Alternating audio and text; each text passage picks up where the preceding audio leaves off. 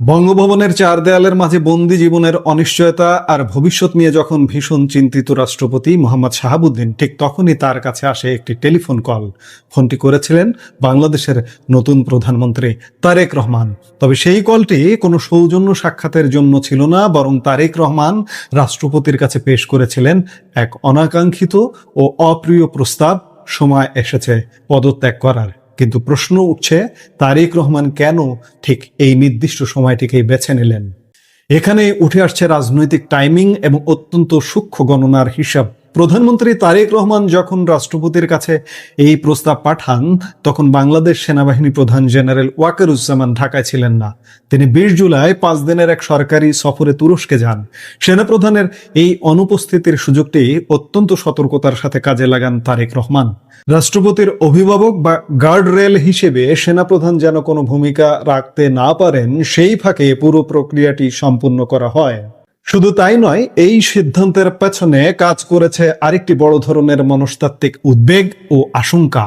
ভারতের দিল্লিতে প্রায় দীর্ঘকাল ধরে অবস্থানরত সাবেক প্রধানমন্ত্রী শেখ হাসিনা সম্প্রতি একটি আন্তর্জাতিক বার্তা সংস্থাকে দেওয়া সাক্ষাৎকারে ঘোষণা দিয়েছেন তিনি চলতি বছরের ডিসেম্বরে বাংলাদেশে ফিরে আসতে পারেন। শেখ হাসিনার এই সম্ভাব্য প্রত্যাবর্তন এবং তার রাজনৈতিক প্রভাব তারেক রহমানের রাজনৈতিক সমীকরণে এক নতুন উদ্বেগের জন্ম দেয়। ফলে ক্ষমতার নিয়ন্ত্রণ সুসংহত করতে এবং রাষ্ট্রীয় প্রতিষ্ঠানগুলোর ওপর বিএনপির কর্তৃত্ব পুরোপুরি প্রতিষ্ঠা করতে দ্রুত এই পদক্ষেপ নেওয়া হয়। তবে বঙ্গভবন ছাড়ার এই আদেশে সরাসরি কোনো প্রতিবাদ বা আপত্তি জানাননি রাষ্ট্রপতি শাহাবুদ্দিন, কিন্তু তিনি একেবারে খালি হাতে বিদায় নিতে রাজি হননি। প্রধানমন্ত্রী তারেক রহমানের কাছে তিনি স্পষ্ট ভাষায় 3টি মৌলিক শর্ত তুলে ধরেন। আসুন জেনে নেওয়া যাক কি ছিল রাষ্ট্রপতির সেই 3টি শর্ত। প্রথম শর্ত, সাধারণ নিয়ম অনুযায়ী রাষ্ট্রপতি পদ থেকে পদত্যাগের পর কোনো ভিআইপি ব্যক্তি বা সাবেক রাষ্ট্রপতি 3 মাসের জন্য স্পেশাল সিকিউরিটি ফোর্স বা এসএসএফ এর নিরাপত্তা পেয়ে থাকেন। কিন্তু শাহাবুদ্দিন দাবি জানান তার ক্ষেত্রে এই নিরাপত্তা মেয়াদ 3 মাসের বদলে বাড়িয়ে 6 মাস করতে হবে। প্রধানমন্ত্রী তারেক রহমান বিন্দুমাত্র দ্বিধা না করে ভদ্রতার সাথে এই দাবিতে সম্মতি জানান। দ্বিতীয় শর্ত, রাষ্ট্রপতি অবাধ বিদেশ ভ্রমণের ওপর কোনো ধরনের বিধিনিষেধ বা আইনি প্রতিবন্ধকতা তৈরি করা যাবে না। আপনারা জানেন, সাবেক রাষ্ট্রপতি শাহাবুদ্দিন একজন হৃদরোগী। কয়েক বছর আগে তার একটি বড় ধরনের ওপেন হার্ট সার্জারি হয়েছে। ফলে নিয়মিত শারীরিক পরীক্ষার জন্য তাকে সিঙ্গাপুর সহ বিশ্বের বিভিন্ন দেশের হৃদরোগ বিশেষজ্ঞদের শরণাপন্ন হতে হয়। সরকার যেন তার এসব চিকিৎসা ও বিদেশ ভ্রমণে কোনো বাধা সৃষ্টি না করে, এটাই ছিল তার দ্বিতীয় দাবি। তৃতীয় ও সবচেয়ে গুরুত্বপূর্ণ শর্ত, পদত্যাগের পর রাষ্ট্রপতি বা তার পরিবারের কোনো নিকটাত্মীয়কে কোনো ধরনের দেওয়ানি বা ফৌজদারি মামলা দিয়ে যেন হয়রানি করা না হয়। এতদিন রাষ্ট্রপতি হিসেবে আইনি যে বিশেষ সুরক্ষার সুবিধা তিনি ভোগ করে আসছিলেন, পদত্যাগের পরও যেন সেই আইনি দায় মুক্তি অব্যাহত থাকে। প্রধানমন্ত্রী তারেক রহমান বাস্তবতার নিরিখে রাষ্ট্রপতির এই 3টি শর্তই শতভাগ মেনে নেওয়ার আশ্বাস দেন। দর্শক, একটু পেছনের ইতিহাসটা পর্যালোচনা করা যাক।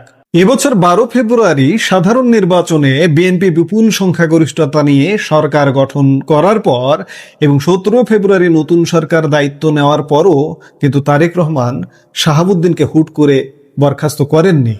কেন করেননি? কারণ এর নেপথ্যে ছিলেন সেনাপ্রধান জেনারেল ওয়াকারুজ্জামান। সেনাপ্রধানের অকুণ্ঠ সমর্থন ছিল রাষ্ট্রপতির প্রতি।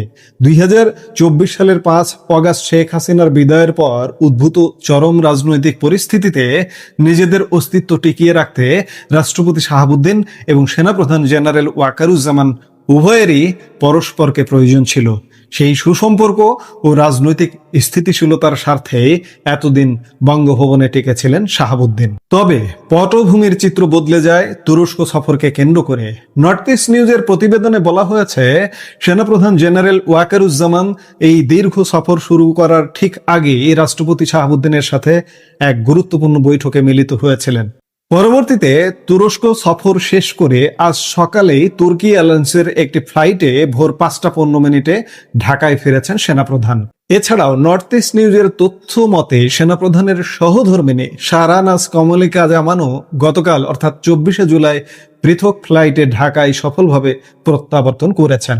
সেনাপ্রধানের ঢাকায় ফেরা এবং রাষ্ট্রপতির এই পদত্যাগের মধ্য দিয়ে বাংলাদেশের রাজনৈতিক প্রেক্ষাপট এখন এক নতুন মোড় নিল।